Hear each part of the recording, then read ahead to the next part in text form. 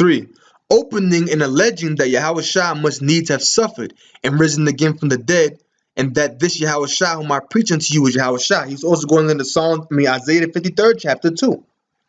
And some of them believed, and consorted with Paul and Silas. So some of them believed and they started to consort with Paul and Silas. What does that mean, to consort?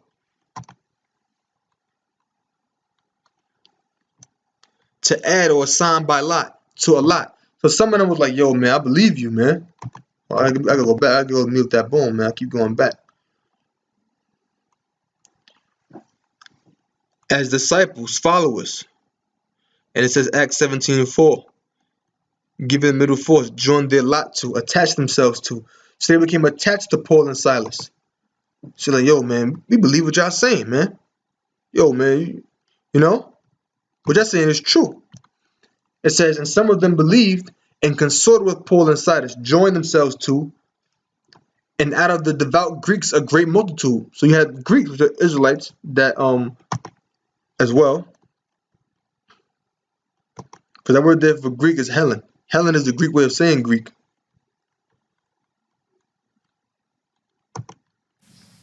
Strong's G 1672. Helene. Helene. Helene.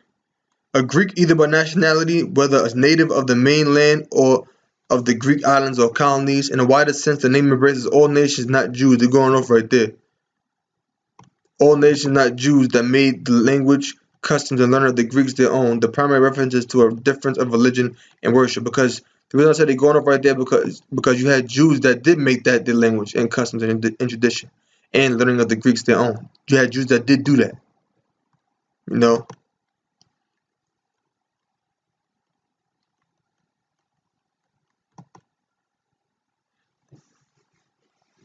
Which it's a lot of thought I just saw something down there. But there's a lot more scriptures I could get into to prove that, but I'm not gonna do it.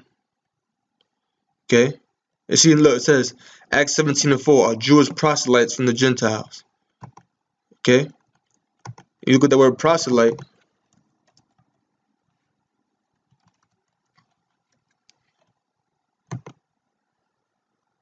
A person who has converted from one opinion, religion, or party to another, especially recently. So you see that? But going back, that was them. They was among the Gentiles. They were living among the Greeks. And they was keeping their customs, practices, and tradition, and they was newly being converted, brought to the truth. And the devout Greeks, plus only Israelites could be devout. A great multitude, and of the chief women not a few. But the Jews which believed not, moved with envy, took unto them certain lewd fellows of the baser sort, that's like men of the markets, you know, hucksters. When you look at the word, when you look it up, it goes into that. I don't want to get into that because, you know, in the interest of time. And gathered a company and said, I'm just gonna go to it briefly. I'll go to it real quick. You know, men of the baser sort. Because there was men of the market, men of the agora. Okay. Strong's G60. Agaraios. Agaraios. And of or belong to the marketplace, frequenting the marketplace, hucksters, petty traffickers, retail dealers, basically a bunch of low lives, idlers, loungers, dudes just hanging out. The common sort, low, mean, vulgar. That's basically the point of that.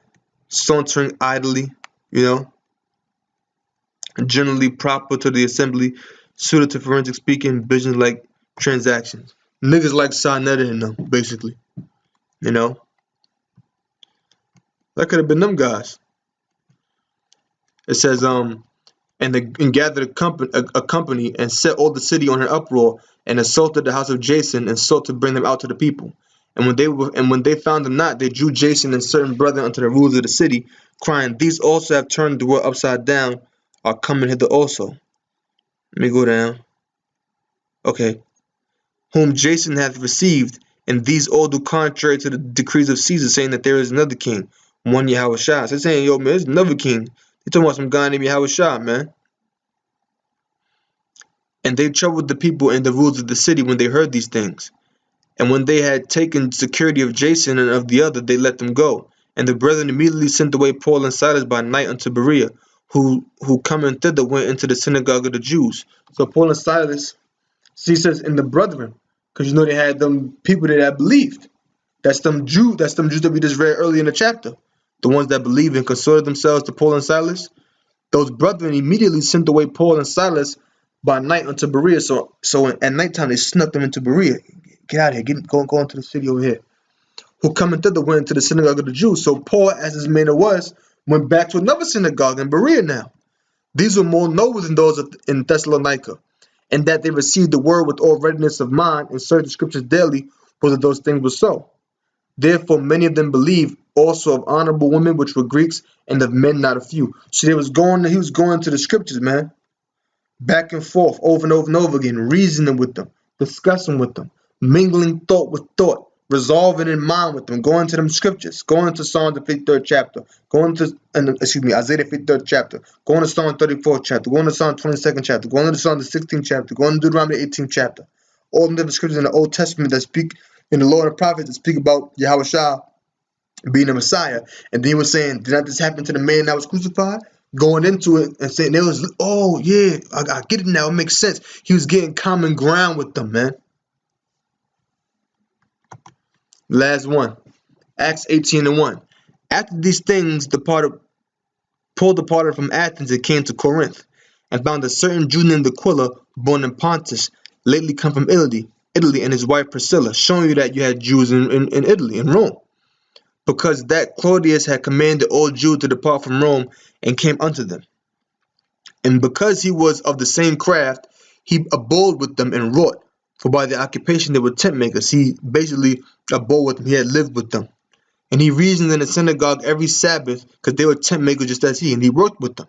And he reasoned in the synagogue every Sabbath, and persuaded the Jews and the Greeks. And when Silas and Timotheus were come, see, again in another Sabbath, and he persuaded them. See that? Isn't that, don't the scriptures say convinced the gainsayer? And when Silas and Timotheus were come from Macedonia, Paul was pressed in the spirit and testified to the Jews that Yahushua was the anointed, that Yahushua was the Messiah. And when they opposed themselves and blasphemed, he shook his raiment and said unto them, your blood be upon your own hands. I am clean. From henceforth I will go unto the Gentiles. But the Gentile was not heathens. The Gentiles are Israelites. Okay? Israelites in a Gentile state of mind. Because the word Gentile means foreign. It means foreign. That's all it means. They was foreign to their customs. Okay? They was foreign to their customs. Because they were Israelites who were living in a Gentile state of mind, living amongst other nations of people who had lost their own customs, but started to adopt the customs of the other nations that they were scattered in. Case in point, we're Israelites living in America. We're Israelites living in America, but guess what? Our people celebrate Thanksgiving, Christmas, New Year's, April Fool's, Valentine's Day. Shit, hell, niggas celebrate, what's that holiday called? St. Patrick's Day, 4th of July, all these different holidays, so-called holidays. They ain't not holy days in the scriptures. Our people are in that Gentile state of mind, okay? The word Gentile means foreigner. All right? And he departed thence and entered into a certain man's house named Justus, one that worshipped the Most High, whose house was joined hard to the synagogue. So his house was joined with the synagogue. Like his house and the synagogue was like connected. And Crispus, the chief ruler of the synagogue, believed on the Lord with all his house. And many of the Corinthians hearing believed and were baptized. So the chief ruler of the synagogue, Crispus, heard the apostle Paul speak. And they believed, him and all his house. And many of the Corinthians hearing believed and were baptized. Then spake the Lord to Paul in the night by a vision. Be not afraid, but speak and hold thy peace. So this is Yahushua, this is the Lord speaking to Paul. For I am with thee. Don't be afraid, I'm with you. So, because Paul probably was feeling a little, I don't know, man. Feeling a little doubt. So the Lord came into him to build his faith up. Paul was feeling a little bit, a little weak in the spirit because we're men. So the Lord came unto him and said, be not afraid, but speak. Hold not thy peace. Don't be afraid, Paul. Speak. Don't hold your peace. You're going to say the word. For I am with thee, and no man shall set on thee to hurt thee. So he said that because Paul was thinking that he was going to get hurt. He was worrying. For I have much people in the city. I got a lot of people here that's going to look out for you. And he continued there a year and 6 months. He probably was thinking about leaving. But the Lord came unto him in a vision. So Paul stayed there for a year and 6 months, a year and a half. And he continued there a year and 6 months teaching the word of the Most High among them. And when, see, I'll read down. Let's see. And when Gallio was the deputy of Achaia, the Jews made insurrection with one accord against Paul and brought him to the judgment seat, saying, This fellow persuaded men to worship the Most High contrary to the law, which they was lying. Paul wasn't telling them, don't keep the law. He was telling them that we're no longer bound by the law. We're bound by faith in Yahushua, which is defined through faith now. We're under grace, mercy. You still got to keep the law to the best of your ability, but if you offend in one point, the Lord can have mercy on you. You have a grace period to get yourself right. It's not like you do something wrong and the law, okay, now we gotta kill you now. Now you gotta be punished, because certain laws are punishable unto death. It wasn't like that when Yahushua came on the scene, because Yahushua had died for our sins. Would die for the sins of all Israel, beginning with the elect. Okay? So being that Yahushua is that ultimate sacrifice for the sins of the children of Israel, if we committed a sin, we were not necessarily going to be put to death for that. You could be forgiven. You could be forgiven if it was the will of the Lord. He could forgive you. He could have mercy on you. You had a grace period to get yourself right. But you had to what? Have faith in the Lord. To have that grace period. For him to have that mercy on you to get yourself right. And when Paul was now about to open his mouth, Gallio said unto the Jews, If it were a matter of wrong or wicked lewdness, O ye Jews, reason would that I should bear with you. But if it be a question of words and names and of your law, look ye to it. I'll be no judge of such matters. And he drave them from the judgment seat. Then all the Greeks took Sosthenes, the chief ruler of the synagogue, and beat him before the judgment seat, and Gallio cared for none of these things. See something real quick.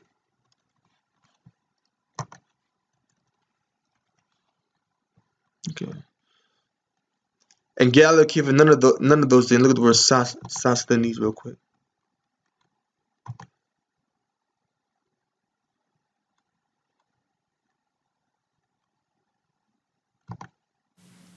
Strong's G 4988.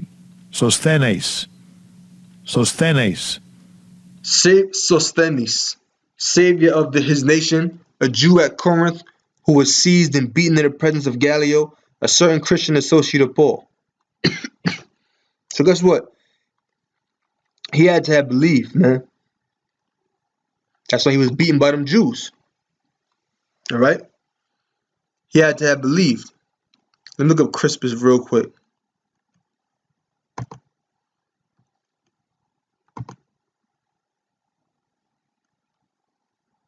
Okay. So he had to have believed, man. He was a believer. That's why the Jews beat him. So let's continue on.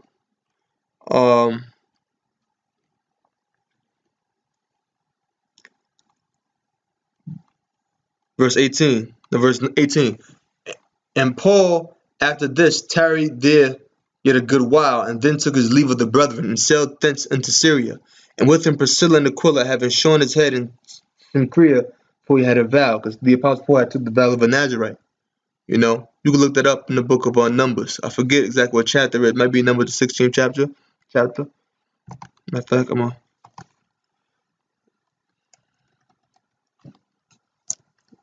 get it real quick. I'm not gonna read it. I'm just gonna get here. I think it might be the 16th chapter. Haven't read that 6 chapters. See, I had the 6 right. And he came to Ephesus and left them there, but he himself entered into the synagogue and reasoned with the Jews. So he went back to the synagogue in another synagogue in Ephesus. Okay? And when they desired him to tarry a longer time with them, he consented not. So there go again. They wanted him to stay. Why they wanted him to? There goes again. He went to another synagogue, and this time they wanted him to stay. Why they wanted him to stay a longer time? Because they believed. He consented not. He said, "Nah, I can't stay." Why? But bade them farewell, saying, "I must by all means keep this feast till the Passover that cometh in Jerusalem. But I will return again unto you, if the Most High will." And he sailed from Ephesus.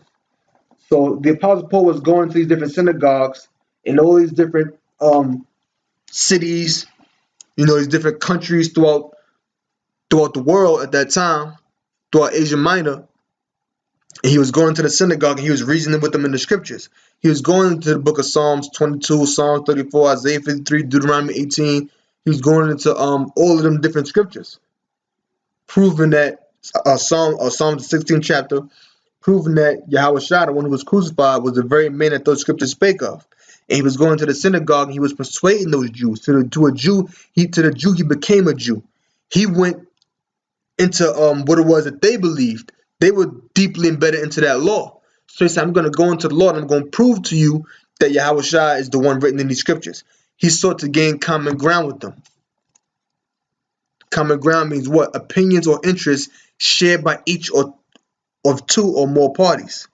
He went and got a mutual understanding with them. An example of that is like, if I'll give you an example, right?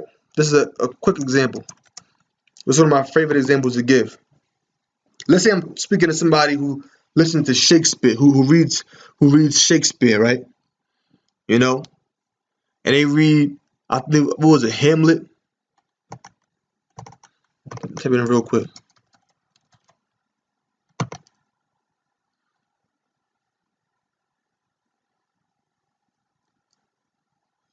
Okay. In Shakespeare's play Hamlet, there's a quote, "To be or not to be, that is the question," right? Now, let's say the person I'm speaking to studies, Shakespeare. And I tell you, see, thing about it is the Lord got an elect. I'll prove it. I'll prove it to you. And then you go into the scripture. Let's say Ephesians 1:4. According as He hath chosen us in Him before the foundation of the world. So the elect. So we was chosen. The will of the elect. We was chosen in the Lord before the foundation of the world. I mean, before the world was even created, the elect was already chosen. That we should be holy and without blame before Him in love. So the elect was already chosen from the beginning, before the foundation of the world even occurred. The elect was already chosen. So we can't make ourselves the elect. The Most High made us the elect. Okay, we can't be the elect. The Most High has to make us be the elect. So to be or not to be, that is the question. Then everybody nod their head. I'm using that. I'm gaining mutual understanding, a common ground with the person. So they may believe in Shakespeare, so I just go into Shakespeare quote. You understand what I'm saying? That's what the Apostle Paul was doing. And that's all throughout the epistles of Paul, man. Acts 17th chapter. I did a show on that through the Spirit a couple years back called The Apostle Paul Casting Down Imaginations. How he went to all the Greek philosophies. He went to a lot of different Greek philosophies when you go into the scriptures, man. Different quotes. Because he was talking to Israelites who were keeping the Greek customs, practices, and traditions. So he went to things that they understood to draw them into the truth, to gain them. To the Jew that became the Jew, to the gain them that were under the law. And then he says to them that are without the law, as without the law. That's 1 Corinthians 9:21, but I'm not going into that because it's a whole nother thing. So with that, I'm going to close. Hope you learned something. Shalom.